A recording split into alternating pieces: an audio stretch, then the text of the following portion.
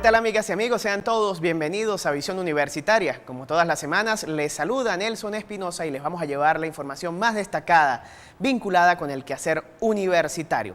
Antes de entrar en materia, como siempre, síganos a través de @rectoradoULA en Twitter, la cuenta oficial del rectorado, y @BonucciMario, la cuenta personal del rector Mario Bonucci, quien por cierto este jueves estará en CNU, y por allí van a poder seguir toda la información que se vaya generando en la sesión del Consejo Nacional de Universidades en la ciudad de Caracas. Doy, como siempre, la bienvenida al rector. ¿Cómo está, profesor? Muy bien, gracias, Nelson. Un saludo muy cordial a quienes nos siguen, universitarios de Mérida, Táchira, Trujillo, tachirenses, trujillanos y merideños. Felicitaciones a la mujer en su día en espacio, a todas aquellas damas que juntos con todos construyen espacios en el que se desarrolle la democracia. Entonces, así que... En tiempos, además, en los que las mujeres han dado muestras de tanta valentía, de tanto arrojo, de tanta firmeza, de tanta perseverancia en la defensa de sus derechos y de sus hijos, además, ¿no? En estas circunstancias que se viven en el país desde hace un tiempo. Estoy convencido que el rol de la mujer, sobre todo en estos tiempos tan convulsos, es determinante. Sobre todo por esto del tema del género de la mujer, porque han como mitificado, o sea, tú no puedes ni siquiera hacerle un reclamo a una dama porque inmediatamente te acusan de violencia de género. Pero entonces estas damas pueden hacer reclamos y nadie las acusa de nada. Eso es, no, en serio. Pero además es el valor que tienen las damas, no por el hecho de ser damas, por el hecho de ser venezolanas y por el hecho de ser demócratas, que yo creo que eso es lo importante. Así es. Rector, inició la semana con Consejo Universitario. Como es costumbre, no se pudo hacer en San Cristóbal la sesión como se había acordado la semana pasada. En principio, pues explíquenos por qué se canceló este consejo en Bueno, el no, núcleo del Táchira. simplemente las condiciones no estaban dadas. En San Cristóbal había una situación bastante conflictiva, habían personas ajenas a la universidad dentro del campus universitario. No se garantizaba la seguridad de los miembros del Consejo Universitario y por esta razón, en una reunión sostenida entre el secretario y el decano vicerrector, toman la decisión de que se haga en Mérida. Yo estaba en el Ecuador, cosa que voy a comentar de seguidas. Pero esta mañana el Alfonso Sánchez nos dio un informe sobre lo que ha pasado en San Cristóbal y el día de hoy ya hay clases normales, aproximadamente las 9:30 de la mañana, que rindió su informe el profesor Alfonso Sánchez. Había normalidad en el núcleo universitario de El Táchira. En segundo lugar, Manuel Aranguren rindió informe sobre una comisión en la que él estaba presente. Recuerden que habíamos comentado la semana pasada, no alcanza el dinero que tiene Diori, la Dirección de Relaciones Interinstitucionales, para pagar medallas y botones que se le iban a otorgar a la gente el 19 de marzo. Por esa razón se llevó una reunión donde estaba el vicerrector, donde estaba Nancy Rivas de Prado, el administrador de Diori, Edgar Uzcategui, y un representante de cada uno de los gremios que hacen vida y que reciben este reconocimiento. Se acordó que del vicerrectorado se iban a buscar los recursos, pero como hay que mandar a hacer estas cosas, bueno, se difiere entonces la entrega de estos actos de reconocimiento, creo que para unas 2 semanas a posteriori. Ya sería después de Semana Santa. Sí, pero en todo caso ya está arreglada la situación. En todo caso, siguen siendo dentro del año aniversario, los 230 aniversarios de la universidad.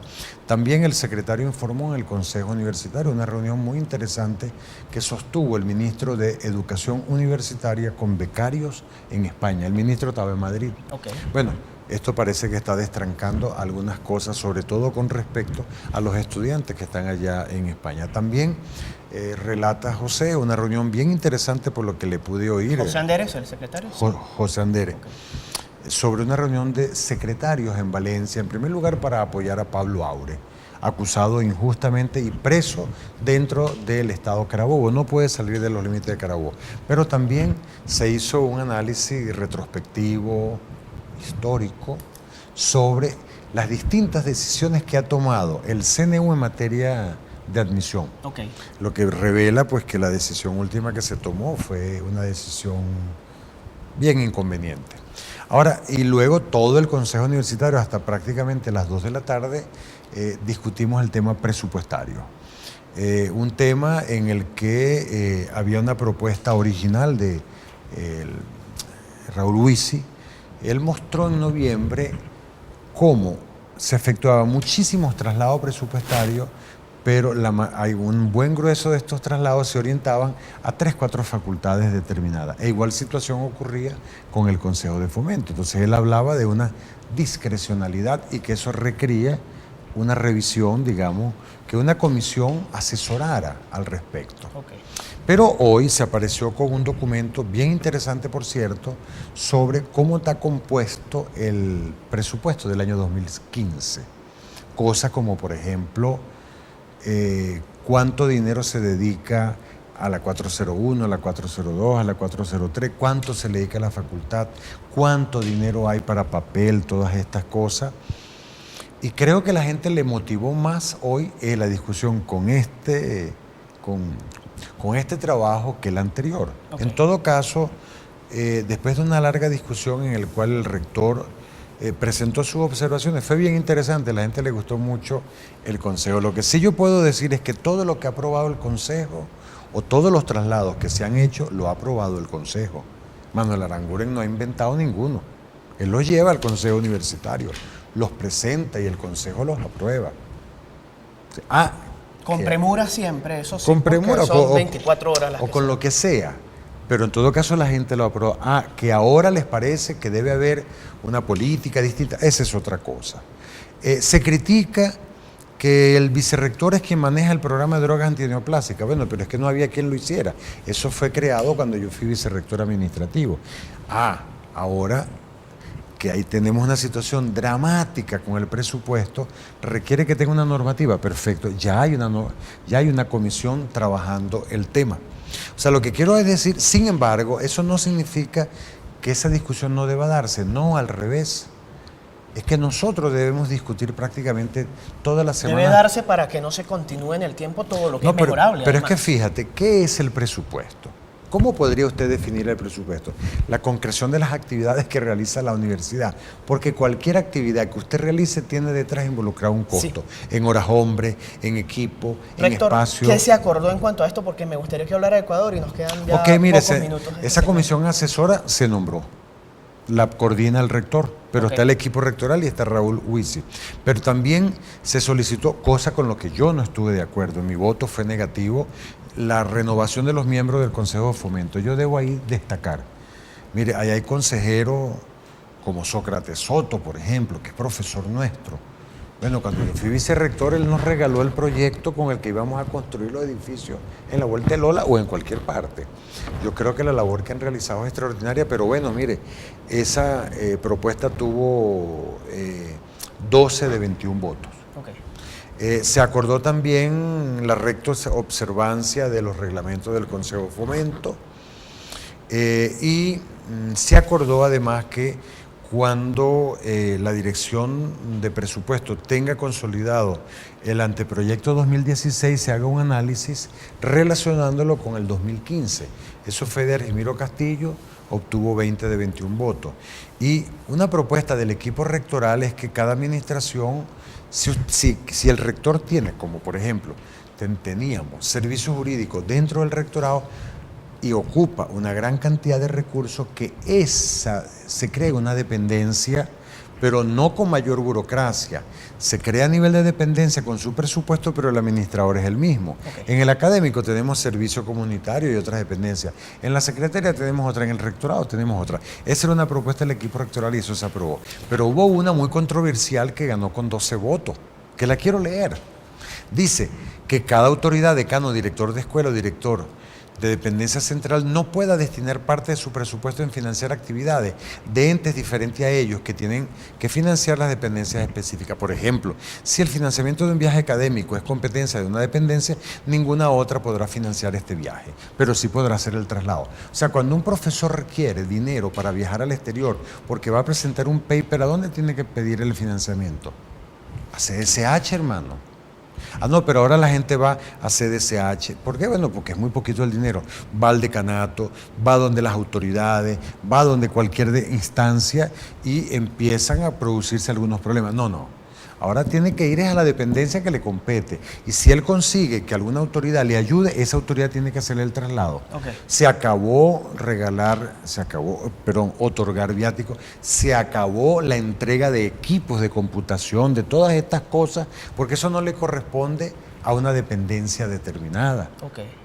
Hay dependencias que tienen que cumplir con su POA. Bueno, bien interesante. Eso fue en cuanto a presupuesto. Viaje a Ecuador, fíjese, un viaje bien fructífero. 2 días apenas nada más estuve en Ecuador, pero tuvimos la oportunidad, fuimos convocados por una corporación que intermedia, o sea, entre instituciones e instituciones gubernamentales del Ecuador. Por ejemplo, yo tuve reuniones con el vicefiscal general de la República, con el equivalente al director del 6CPC aquí, allá es el director nacional de criminalística, con viceministro del Ministerio de Interior, de Justicia, y creo que, hay diversos planes de cooperación, desde planes académicos hasta planes de intercambio, hasta planes de asesoría. Pero también tuve la oportunidad de firmar un convenio con la Universidad de Carchi, una que queda cerca de Tulcán, frontera con Colombia. Tuvimos la oportunidad de ya establecer cómo va a ser un convenio de cooperación entre la Universidad Politécnica Nacional y la Universidad Central del Ecuador. Un mundo abierto de posibilidades. Ellos tienen una normativa según la cual todo funcionario público que quiera hacer estudios de maestría o de doctorado tiene que hacerlo según un listado de 1000 universidades en las cuales está la Universidad de los Andes. Eso nos llena de satisfacción.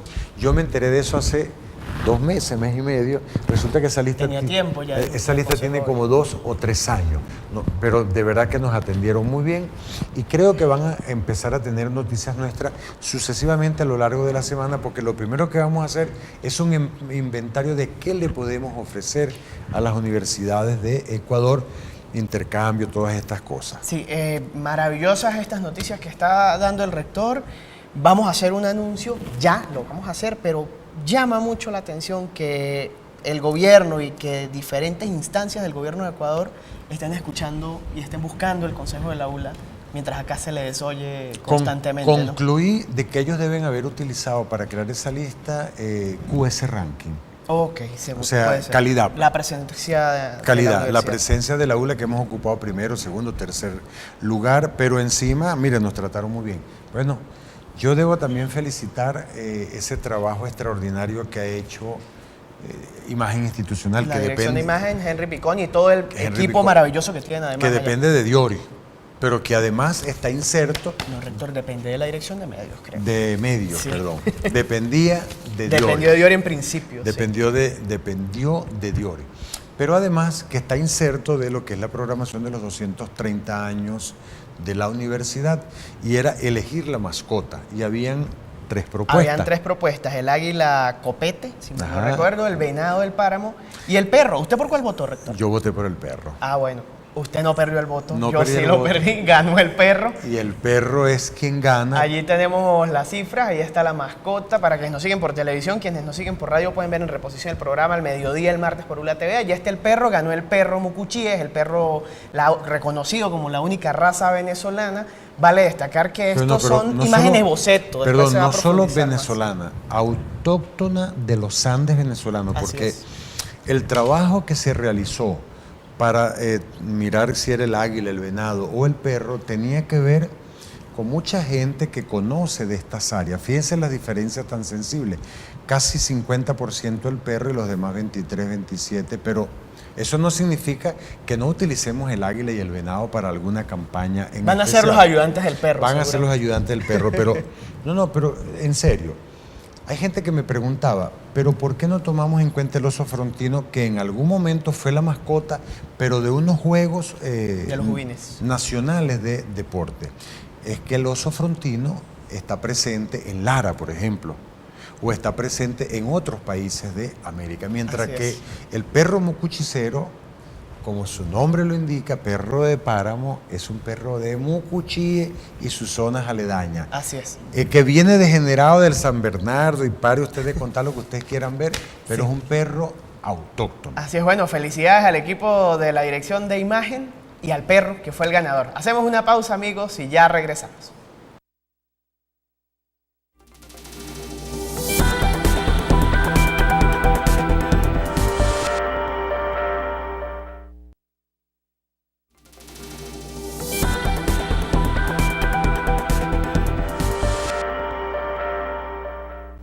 Amigos, estamos de vuelta en Visión Universitaria y hoy vamos a dedicar el programa a un tema de mucho interés, sobre todo para los universitarios, por supuesto, y para sus familias. Me refiero al salario, a la situación económica que están viviendo todos los universitarios en una situación en donde la inflación no para de subir y los sueldos permanecen iguales. Para ello nos acompañan el presidente de APULA, el profesor Luis Loaiza Rincón, a quien damos la bienvenida. Profesor, bienvenido. Muchas gracias. Y Dionis Dávila, secretario general del Sindicato de Profesionales de la Universidad de los Andes, CIPRULA. Bienvenido, Dionis. Muchas gracias. Muchas gracias a los dos por aceptar la invitación para acompañarnos en el día de hoy. Bueno, y que sea el rector quien presente el tema y la introducción. Así es, hemos hablado en muchas oportunidades de las crisis. Esta vez queremos hablar de qué es lo que está pasando en casa con los sueldos de los universitarios, y es lo mismo que hablar qué es lo que pasa en casa de todas las universidades. La Universidad de los Andes, y se ha perdido de vista, fue la primera institución que lanzó su voz de alerta frente al Consejo Nacional de Universidades con una comunicación en la que nosotros pedíamos que se entrara a discutir el tema del salario. ¿Haciendo uso de qué? Haciendo uso de una acta firmada entre el Ministerio, FAPUP y la Asociación Venezolana de Rectores. ¿Cuándo? El 6 de agosto del año 2013. O sea, según esa acta, las normas de homologación tienen pleno valor. Bueno, obviamente fue despachado el tema, como está ocurriendo en los últimos tiempos en el Consejo Nacional de Universidades, con el argumento, eso es competencia del Ejecutivo Nacional, cosa que es falsa, cosa que no es cierta. Por otro lado, cada vez que tú pisas una dependencia, lo primero que te preguntan los obreros, los empleados, los profesores, mire, ¿qué pasa con el sueldo? El sueldo no nos está alcanzando. Y además uno se pone a sacar cuenta. Cuando usted sale a comprar un paquete de azúcar, resulta que aquí no consigue, aquí hace cola y no venden azúcar. Lo consigue aquí y el precio que usted paga acá, uno siente que es el precio como si en esta economía estuviese manejada por este dólar SUMADI. Entonces, si eso es cierto, entonces nosotros necesariamente tenemos que calcular nuestro salario utilizando ese esquema cambiario. Y si usamos ese esquema cambiario, resulta que lo que ganamos los profesores es como $1.50. Los empleados, los obreros, menos de $1, o sea, o $1, o sea, una cosa así. O sea, ya como los países subdesarrollados.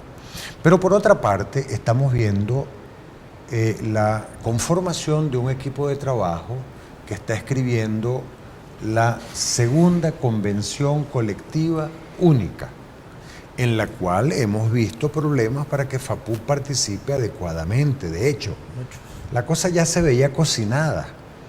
O sea, cuando la gente ya se fue a sentar, tengo entendido que ya había una propuesta.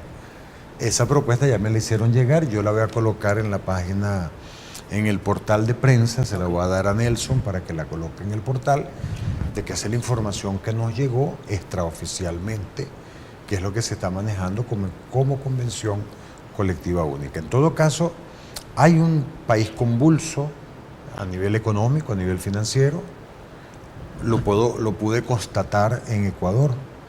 En Ecuador nosotros tenemos personas que son Prometeo. Prometeo es el cargo según el cual le pagan, en este año le van a pagar $4.000 mensuales. Profesores que solicitaron permiso no remunerado. No estamos hablando de jubilados. Estamos hablando de profesores de planta que se fueron durante un año a Ecuador. ¿Pero por qué? Bueno, porque el sueldo no le está alcanzando. 1 a 4.000. Así es, o sea. Bueno, yo le comentaba a Nelson, un rector con los salarios que hay ahorita, con el tiempo que yo tengo de antigüedad, yo tengo 36 años en la universidad, soy titular, tengo doctorado, tengo maestría, tengo dos títulos, soy ingeniero, soy abogado, 4 semestres de contaduría pública y gano 17.000 bolívares mensuales. Completo. Sí, completo. Porque el sueldo básico es de 10.635 bolívares. No, esto es que si con la premio de prima, titularidad, que si con la antigüedad, sí, que si con esto. Pero ¿cuánto gana un rector en Ecuador? $17,000. Sí. Vamos a escuchar la opinión de nuestros invitados. Vamos a escuchar al profesor Luis Loaiza y partimos de una información que tenemos acá. Un profesor titular a dedicación exclusiva estaría ganando alrededor de 15.300 bolívares cuando la canasta Salario básica integral. familiar, exacto, y cuando la canasta básica familiar se ubica cerca de los 32.000 bolívares. Estaríamos hablando de un déficit de 16.500 bolívares. Allí tenemos además en pantalla, se está observando digamos, lo que ha sido la evolución del sueldo de los profesores universitarios en Venezuela en función de la canasta básica alimentaria desde el 98 hasta enero de 2015. Esto es información que conseguimos en @cmarsullos. Invitamos a seguir a esta persona en Twitter. Y pues lo que se ve es un descenso sostenido desde el año 2000. Profesor Loaiza. Ciertamente, yo tengo aquí unas cifras que son bien elocuentes, pero antes quería agradecer la invitación porque evidentemente la situación de malestar en el personal docente y de investigación de la Universidad de los Andes es muy grande. Lo vemos nosotros reflejado de múltiples formas y por supuesto que a través de este programa podré señalar algunas cosas que creo que son importantes para la consideración de los profesores en virtud de su propia angustia personal. Yo voy a hablarles de los sueldos básicos. Un titular está en 10.635 bolívares, un asociado en 9.279, un agregado en 8.150, un asistente en 7.381, un instructor en 6.568 bolívares. Estamos hablando de que en promedio el sueldo básico de un profesor universitario está por el orden de los 8 o 9.000 bolívares, o sea, un sueldo y medio, un sueldo básico y medio, porque el sueldo básico en este momento está en 5.622 bolívares. Eso es, francamente, un signo de alarma, porque durante mucho tiempo los profesores universitarios tenían una situación salarial holgada, que le permitía tener un estilo de vida, un ritmo de vida, que le permitía durante 30 o 35 años o más dedicar importantes recursos para su formación. Eso ahora no es así. Los recursos son estrictamente para la sobrevivencia. Fíjense que la canasta alimentaria, con cifras de diciembre del 2014, está en 17.230 bolívares. La canasta básica en 28.141 bolívares con 50. Si estamos hablando de que un profesor está por el orden de el promedio profesoral está por el orden de los 8.000 bolívares, 8, 9.000 bolívares, 8.000 y tanto, bueno, pues no puede adquirir ni la canasta alimentaria con cifras del mes de diciembre del 2014. Números hablan O sea, tiene que trabajar él, la esposa y los hijos. Bueno, para poder acceder a la canasta alimentaria de un mes, tiene que trabajar 3 meses. Ese es el punto. Por supuesto que eso, traducido en el día a día, se convierte en una presión, en una angustia, en una molestia bien importante. Nosotros estamos plenamente conscientes de esta situación y en virtud de eso hemos venido fijando posición en el seno de la FAPUP sobre la importancia de sentarnos a negociar, pero también de la importancia de levantarnos cuando esa negociación no va por el camino que debe ir. El profesor Bonucci señalaba hace un momento las dificultades que ha tenido FAPUP en las mesas de negociación de la segunda convención colectiva.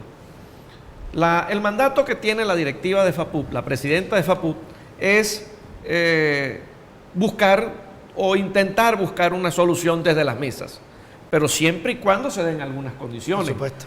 Algunas condiciones de respeto al gremio profesoral y de respeto a los profesores y a la Universidad Autónoma Venezolana. Por ejemplo, para hacerlo muy sucintamente, el tema de incorporar la definición de libertad de asociación contenida en la Ley Orgánica del Trabajo, en la Constitución, en los acuerdos y tratados internacionales ha sido ha sido un obstáculo dentro de las mesas. Se elimina de manera unilateral de la definición de partes contratantes el numeral referido a las instituciones de educación universitaria, identificado como 1.2 de la convención firmada en el año 2013. Se trata de imponer el término de trabajador docente, desconociendo el de profesor universitario.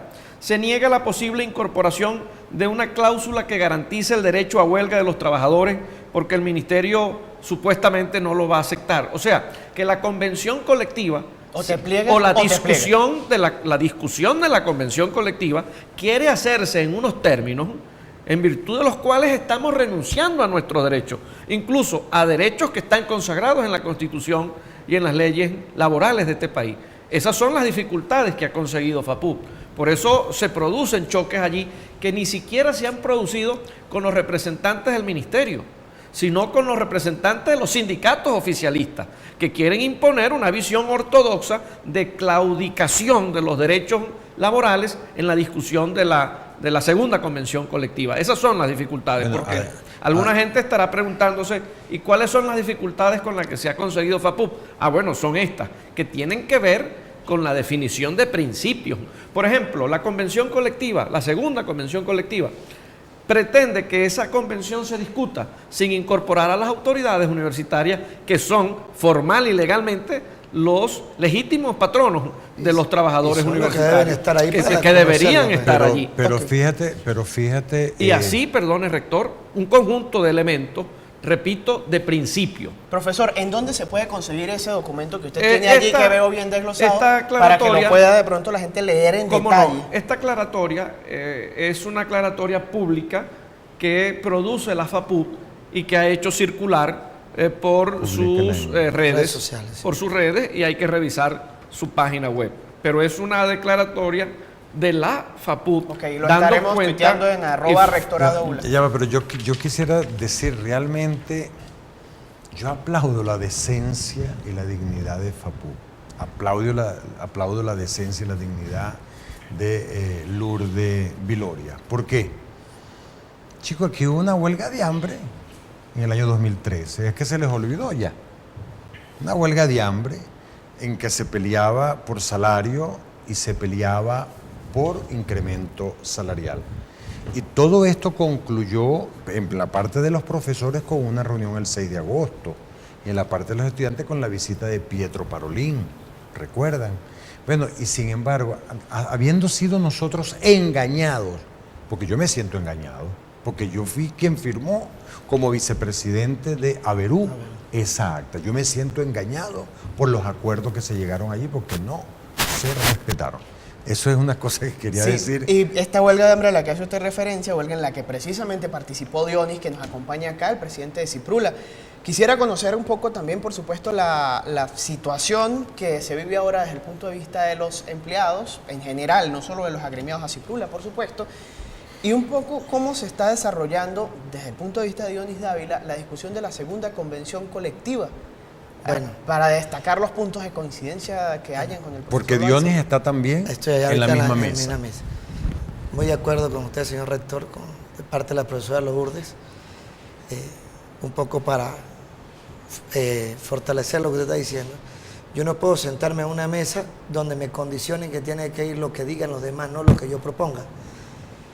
Si es una convención colectiva, ahí puede ir cualquier cosa. Después es el patrón, es el ministerio el que debe decir si puede o no puede ir y decir cuál es la condición. No puede ser otra persona que va a ser partícipe o está elaborando un documento.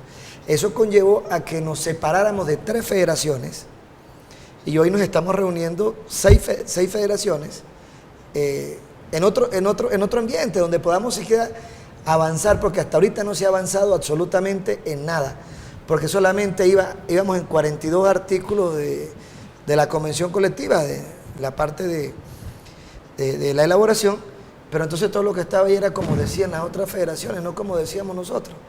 Entonces debemos llevar un proyecto de trabajo como lo establezcamos nosotros y vamos a discutir en base a ese proyecto de trabajo, porque no podemos ir a discutir lo que decidan otros. Es muy importante que la gente conozca quiénes somos los que estamos en el otro equipo, pues como que dice el otro bando.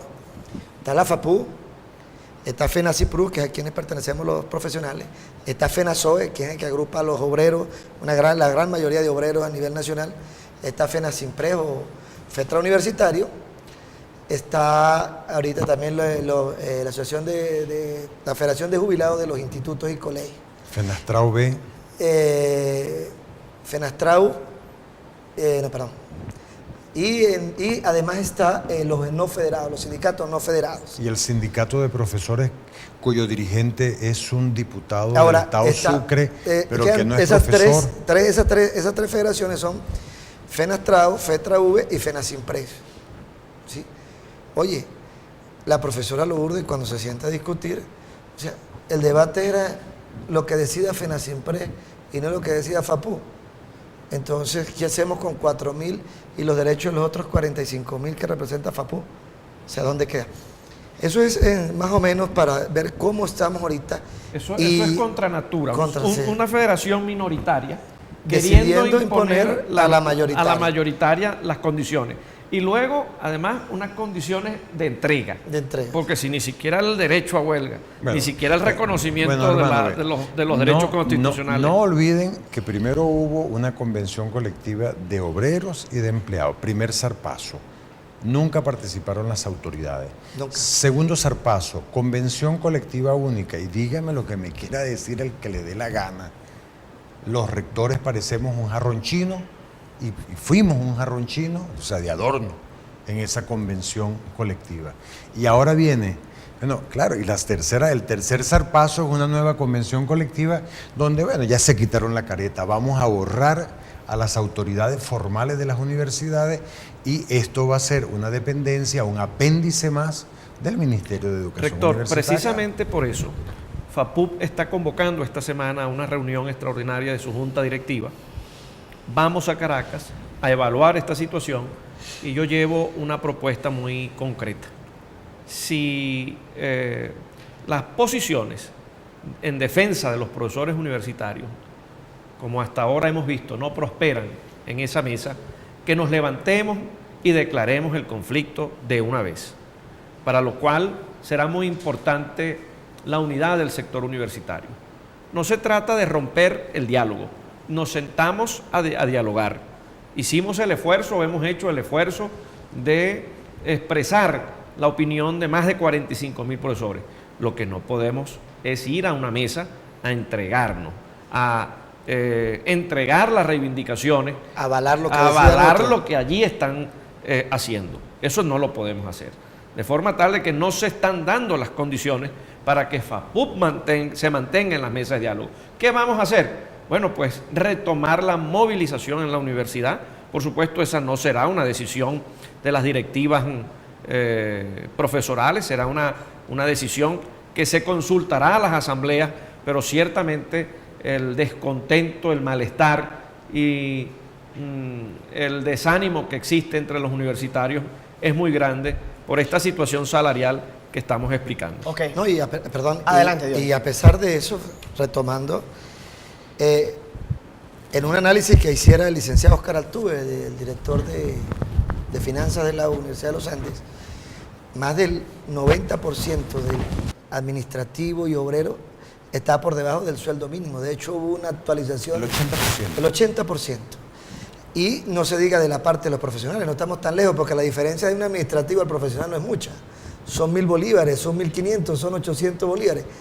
Es decir, sacando cuenta el sueldo que tenemos hoy, el salario, como lo decía el señor rector, nosotros estamos colaborando con la universidad. Así es. Estamos y colaborando. precisamente Dionis va hacia un punto que quisiera destacar. Hoy, durante el transcurso de la mañana de este lunes, pues se tuiteó a través de @rectoradoula preguntando, profesor universitario, empleado, ¿qué opina de su salario? Estas son algunas de las respuestas que nos dieron. Por ejemplo, la cuenta @fundadorula nos dijo, es precisamente en este país salario porque no alcanza solamente para comprar 1 kilo de sal. Esto, por ejemplo. Tenemos otro de @Diana Freites que dice, en las universidades públicas no hay salario, hay bequitas, propinas, dádivas.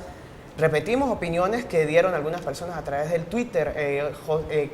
@Cocosiervo dice, realmente con la situación económica del país no alcanza para mucho el salario que se nos está pagando. Aquí hay varios. Wilmer Monsalve dice, es un sueldo de miseria, entregando mi vida a la ULA a tiempo completo por un sueldo miserable. @oliverosdel dice, con la propuesta que manejan en Caracas, moriremos de hambre. Estos son, repetimos, algunas de las opiniones que expresaron a través de Twitter, pero vemos una especie de desánimo, vemos desmotivación, vemos tristeza. Esto lo lleva a preguntar a uno, ¿es esto casualidad lo que está ocurriendo o es un plan bien diseñado para que precisamente las universidades empiecen a morir por desánimo y por desmotivación? Vamos a dejar esta pregunta al aire que tenemos que hacer. Vamos a hacer una pausa y me comentan sobre esto. Amigos, estamos conversando con el presidente de APULA, el profesor Luis Loaiza, y con Dionis Dávila, secretario general del CIPRULA, sobre los salarios. Ya volvemos.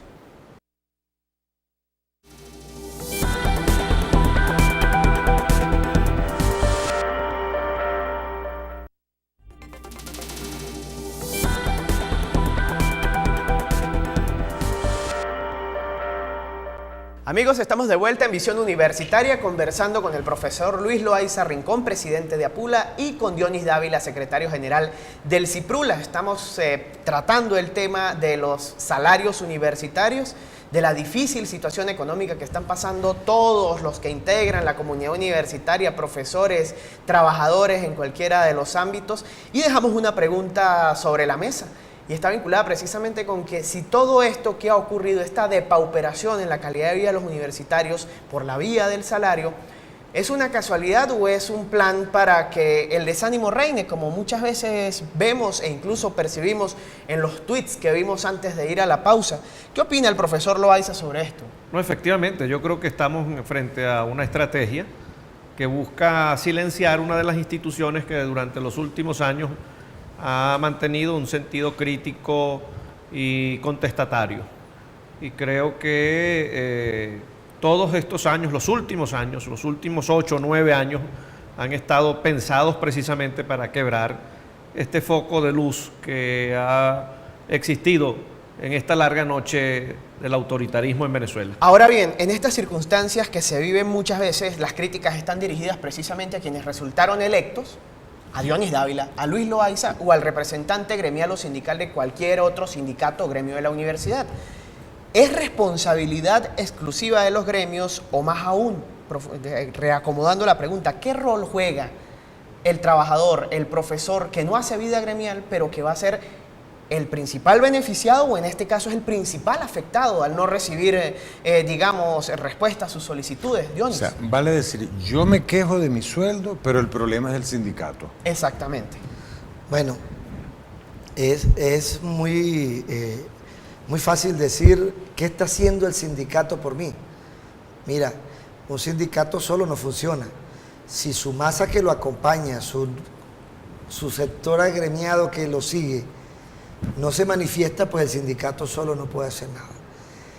Me consta, y soy testigo, como lo decía el señor rector, que llevamos una lucha desde hace años en la búsqueda de mejores reivindicaciones para los trabajadores universitarios, que al momento que cuando se le da una dádiva, todo el mundo se calla y se conforma. Nadie dice, ese salario no sirve, ese salario no funciona. Cuando ahorita me quise incorporar en las mesas, me llamaron el desertor. Y yo le digo, está bien, yo soy el desertor, pero por algo que ustedes están pidiendo ahorita.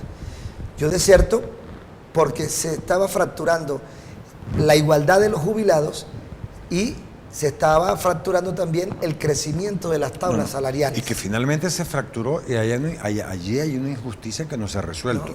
El jubilado está maltratado con respecto al activo y eso no se ha corregido. Ahorita por lo menos en un posible aumento, si llegara a verse un posible aumento, porque ahorita no tenemos nada, es simplemente propuestas. Todavía la gente por ahí anda emocionada que le van a pagar 120 millones o 120.000 bolívares los nuevos. No, eso es una simple propuesta. Hay una cajita de Pandora, una cajita tapada que no sabemos Ahora, cuánto a mí me es. preocupa esto que está diciendo Dionis y mezclo un poco con lo que ha dicho el profesor Loaiza. Cuando a los niños no les gusta la medicina, o al menos así lo hacían conmigo, y se tenía que tomar una pastilla amarga, se la daban, por ejemplo, con leche condensada. ¿Será que un aumento salarial, que sea sustancial o no, puede ser la leche condensada para terminar incluyendo en la convención colectiva cosas como eliminar el derecho a huelga, por ejemplo? Bueno, eso tenemos que revisarlo. Nosotros vamos a estar muy atentos con eso. Lo que sí puedo decir es que la FAPUP ha pedido 50% retroactivo desde enero del 2014 sobre el salario a enero del 2014 y 150% retroactivo desde enero de 2015 sobre el salario a diciembre de 2014, incorporado el retroactivo del 50% como condición De negociación. de negociación de entrada. O sea, mientras se discute la segunda convención colectiva. Esos serían, como quien dice, puntos de honor para Es un poder avanzar. punto de honor, ¿por qué? Porque por lo que vemos, esta discusión de la segunda convención colectiva puede durar meses. Ahora, ¿qué Mientras tanto, el deterioro del salario es diario. En la cuenta que sacamos, un profesor está por el orden de los 280 bolívares diarios. Es exactamente un poco más de $1, como usted sacaba la cuenta. Depende, la semana pasada era $1. Pero resulta que ahora es menos, Sí, porque cada día baja Menos más de el $1. bolívar y sube el dólar. porque el deterioro de la economía no es semanal, es diario. Ahora, Este es el drama que estamos viviendo. una pregunta a Dionis y a Luis. ¿Qué les dice el olfato? Porque finalmente siempre en estas coyunturas, las coyunturas se resuelven. Miren, nosotros tuvimos una huelga de hambre. Es que siempre recuerdo esa famosa reunión del 6 de agosto. Bueno, pues nosotros llegamos a las 8 de la mañana y salimos a las 10 de la noche. Se costumbre. Y yo siempre recuerdo que allí me dijo el director de OPSO de aquel momento, bueno, esta reunión puede durar horas. Le dije, mire, nosotros tenemos 28 horas, yo no sé cuántos minutos para seguir trabajando, porque es que podemos seguir de noche. Y mi vuelo sale mañana a las 7 de la noche, o sea que podemos seguir trabajando. Pero, ¿qué les dice el olfato? ¿Vamos a lograr un aumento sustancial? ¿No vamos a lograr nada? ¿Se va a quebrar esta mesa? Porque el ministro ha dado muestras de buena voluntad para incorporar a FAPUP. Pero entonces estamos viendo que quienes condicionan la presidencia de FAPUP son los otros gremios minoritarios. ¿Qué les dice el olfato? Bueno, yo tengo O la percepción. una percepción muy particular. Que el tiempo, y ya lo he venido diciendo públicamente, llegó el tiempo de movilizarnos, llegó el tiempo de declararnos en conflicto. Yo mantengo un mensaje institucional por la 107.7 ULA FM y desde hace una semana ya asumimos abiertamente la necesidad de movilizarnos. Si no nos ven en la calle, ni la convención colectiva, ni la disposición de hacer justicia con un salario mejor, se concretarán. Yo creo que a Dios rogando y con el mazo dando. En este sentido, se ha venido ya durante muchas veces utilizando a las mesas como instrumento de dilación. Bueno, de hecho, de esta reunión que hubo, de esta acta, hubo mesas que nunca se instalaron. No, bueno, a partir de esa reunión, eso fue el 8 de agosto, 2 días después, tuvimos una reunión de rectores con el ministro y el ministro se comprometió. Porque ese es otro elemento. Te cambian de ministro cada 2-3 meses. Y parece que se reseteara. Ajá, y al cambiarte el ministro, bueno, el que está ahorita dice, pero ¿cómo tú me vas a pedir que yo te preste atención con esto? Si eso no, Si yo acabo de llegar, chico. Y bueno, él no acaba de entender que aquí debe haber continuidad. ¿Cuál es tu percepción, Dionis? ¿Y qué opinan tus agremiados en la base? En principio, mi percepción o la percepción de nuestra federación o del grupo que nos conforma, que es la FENACIPRU y de hecho la Junta Directiva, completamente de acuerdo con el profesor Luis Loaiza, que es una manera de dilación. Nos sientan en una mesa con el objeto de distraernos, ¿verdad? Que presentemos propuestas y mantener a todo el mundo tranquilo, con el objeto de que las universidades no digan nada. Como estamos sentados en una mesa, nadie protesta se porque tiene la expectativa. se está la expectativa. Entonces, ¿qué digo? No salgo a decir nada porque ya la gente está sentada discutiendo, ya se va a dar un aumento. Pero resulta que nos sientan en una mesa, por supuesto, que nos condicionan, donde nos hace separarnos para poder avanzar en algo y presentar un proyecto para decirle a nuestra gente, mira, este es el proyecto que estamos, este grupo de federaciones, trabajando para, no digamos para resolver la situación, pero por lo menos para tratar de agregar algo. ¿Qué dice mi gente? ¿Qué dicen mis agremiados? Todo el mundo, por supuesto, ganado con el entusiasmo a trabajar, a dar cada día más por nuestra universidad, porque todos sentimos tenemos una pertenencia institucionalista con la Universidad de los Andes, y eso no es secreto para nadie, que llegamos a cualquier dependencia y vemos trabajadores 10, 9 de la noche, 8, haciendo trabajo, ¿sí?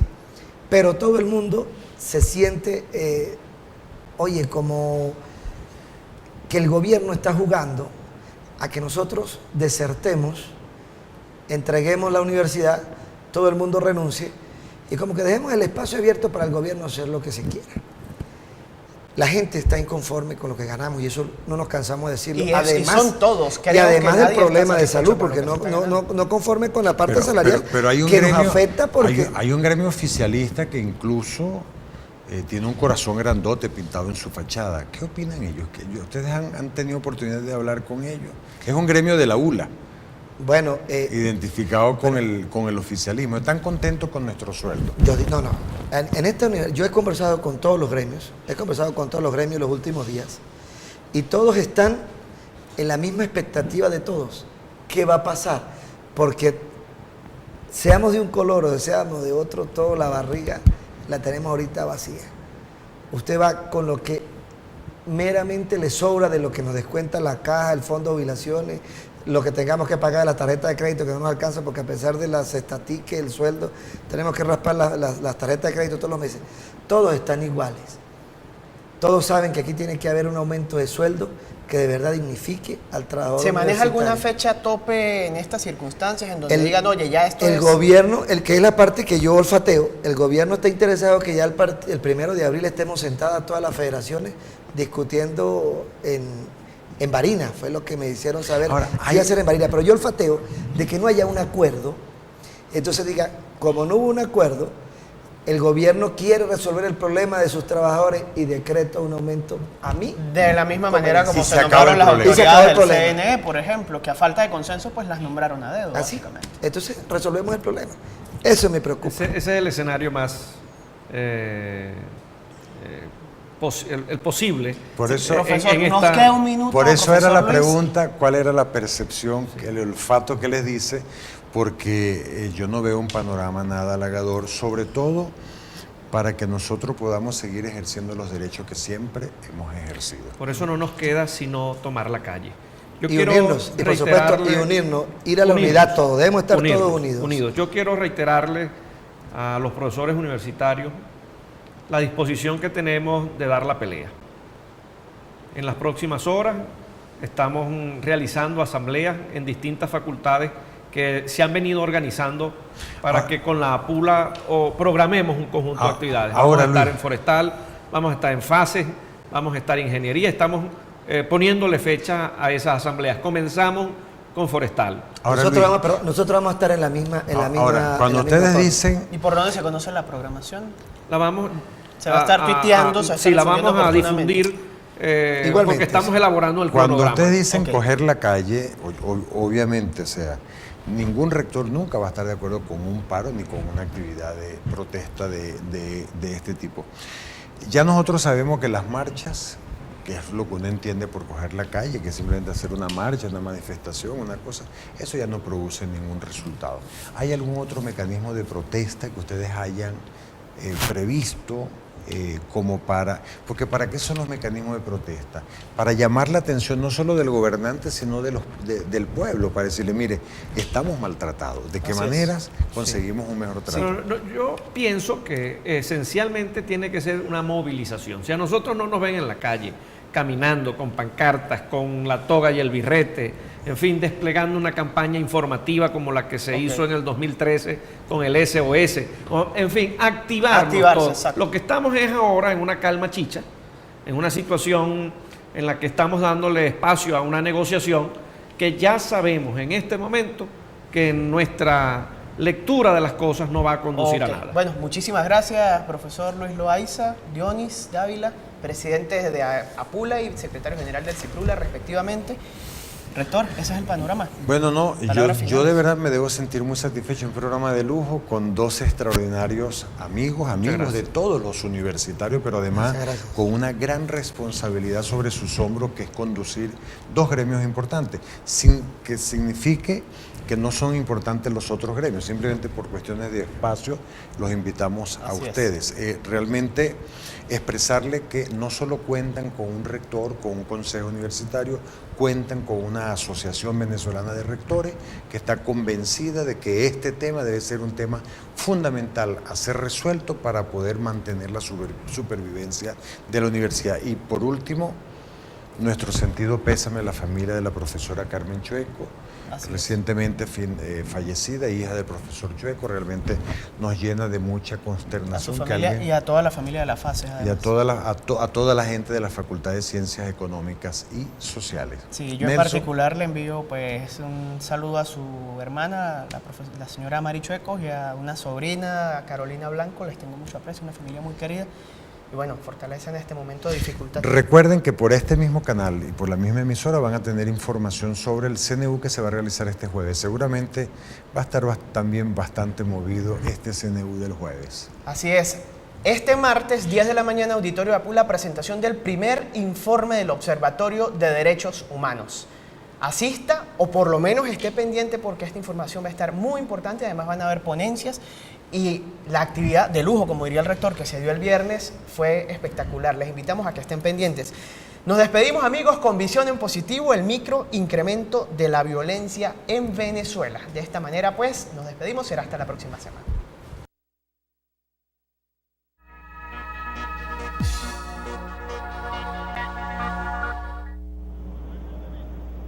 Venezuela hace algunos años se caracterizó por ser un país de gente amigable y solidaria. Sin embargo, esta condición cambió dando paso a la violencia, la que se ha apoderado de la vida cotidiana de los ciudadanos. ¿Qué ocurrió?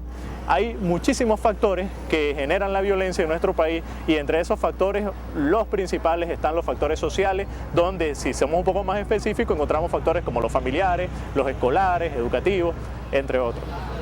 El gobierno está entrampado en el problema de la delincuencia, del problema de la violencia, que no se puede resolver sino volviendo nuevamente al proceso original, es decir, al proceso inquisitivo. Venezuela tiene que haber una reforma penal profunda donde se elimine nuevamente, se regrese nuevamente al proceso inquisitivo y eliminar definitivamente el proceso acusatorio, porque actualmente usted sabe que el proceso acusatorio que lo ejerce a través de la Fiscalía, los Ministerios Públicos, hay fiscales que te tienen 14 y 15.000 causas, un solo fiscal con 15.000 causas. O sea, la gente incumple las normas jurídicas porque le da la gana, porque no hay castigo, no hay coacción al castigo. El delincuente lo ataca a uno, por lo menos en nuestra labor que es mototaxi. Día a día nos viven atracando, robando las motos, más que todo ahorita últimamente los robos de motocicletas, sin obtener ningún tipo de respuesta. Conocer las estadísticas nos ofrece una referencia clara del deterioro de la seguridad en el país. Entre el 2000 y el 2014 se asesinaron 3 veces más personas que entre 1960 y 1999 en Venezuela. Es decir, en 15 años por homicidio acumulamos más muertos que lo que se acumuló en casi 40 años en el país. Tenemos una sola acción, o vivir o morir. Y le digo sinceramente, tengo 65 años cumplidos ahorita el 14 de febrero y me da tristeza. Me da una tristeza infinita pensar que esta Venezuela tan querida, en la que hemos tenido patria hace muchísimos años atrás, la tengamos en esta situación. No solo se ha incrementado la violencia, sino el dolo y la crueldad con que se cometen los delitos. ¿En quién confiar? No hay nadie en quien confiar. O sea, estamos a la ley de la Guajira, pues, ojo por ojo y diente por diente, así. Tenemos básicamente 2 factores. Tenemos que durante el último medio siglo en Venezuela hemos vivido una circunstancia bastante llamémosla bastante fuerte en términos de deslegitimidad de las instituciones de control, tanto control formal como control informal. La justicia no ha funcionado eficientemente, la impunidad se ha incrementado, entre otras cosas. Ese tipo de marco social que hemos tenido en el último medio siglo ha facilitado que el nuevo delincuente, es decir, el individuo que hoy en día tiene entre 15 y 25 años, se haya socializado precisamente en este marco de descontrol. Nada más imaginemos a un individuo que hoy en día tiene 20 años. Fue un individuo que se socializó en golpes de Estado, en destituciones presidenciales, en paquetes chilenos, en fraudes bancarios, situaciones donde la ley ha estado en entredicho y donde ha habido una pérdida de legitimidad gradual en base a esa aplicación de la ley y la eficiencia como se hace justicia, por llamarlo de alguna manera, en el país. Para la solución de este grave problema, el Estado y la ciudadanía deben tomar acciones que no pueden esperar. En términos estadales debe iniciarse por una gran iniciativa que implique la depuración de los organismos de control social, por un incremento en el sistema de justicia, por una depuración en el sistema de justicia, por depuración en el sistema carcelario, entre otros aspectos. Y como se han perdido principios, el ser humano se ha insensibilizado a tal punto que no le importa hacer cualquier daño, quiere ponerse por encima de los demás. El ciudadano debe en primer lugar entender que él no puede ser copartícipe de la violencia. Y al hablar de coparticipabilidad en la violencia, tenemos que entender que no somos violentos solo cuando tomamos un arma de fuego o cuando golpeamos a otra persona o herimos a otra persona. Somos violentos cuando pasamos una luz roja de un semáforo, cuando nos paramos sobre un paso peatonal, cuando colaboramos con el bachaqueo, por llamarlo de alguna manera, con el tráfico de combustible, con el tráfico de comida, entre otros aspectos. Si nos comportamos de una manera asocial, de una manera anticiudadana, de una manera de abuso ante los códigos normativos y los códigos morales, es el mensaje que le estamos dando a nuestros hijos. Es un mensaje que lamentablemente hemos repetido durante generación en generación y que es un mensaje que progresivamente las nuevas generaciones de niños han aprendido en primer lugar en su casa y que han reforzado en la escuela y posteriormente en la sociedad. Indudablemente debemos recuperar la sociedad que tuvimos. La vida de cada uno de nosotros así lo reclama.